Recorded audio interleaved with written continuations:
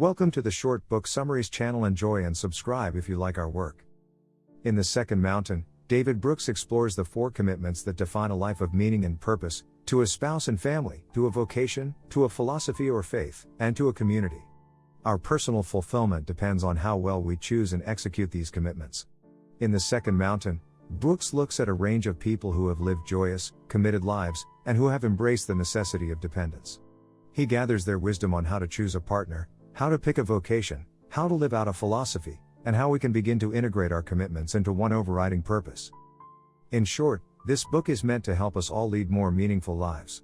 But it's also a provocative social commentary. We live in a society, Brooks argues, that celebrates freedom, that tells us to be true to ourselves, at the expense of surrendering to a cause, rooting ourselves in a neighborhood, binding ourselves to others by social solidarity and love. We have taken individualism to the extreme, and in the process we have torn the social fabric in 1,000 different ways. The path to repair is through making deeper commitments. In The Second Mountain, Brooks shows what can happen when we put commitment making at the center of our lives. You know what? Nobody can get under my skin like David Brooks. I read all his columns and some of them are just absolutely ridiculous and out of touch. But unlike people like Bret Stephens or other conservatives, I keep coming back to Brooks because once in a while, he can hit it out of the park.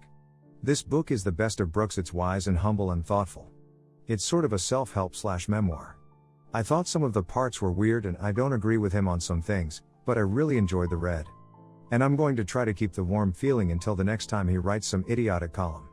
Rather than hyper-individualism, or its toxic byproduct, tribalism, Brooks calls us to an interdependent life characterized by a commitment to community, creed, morals, and a generally outward-focused life. I can't begin to describe how many times I was nodding and audibly saying, yes, through this book.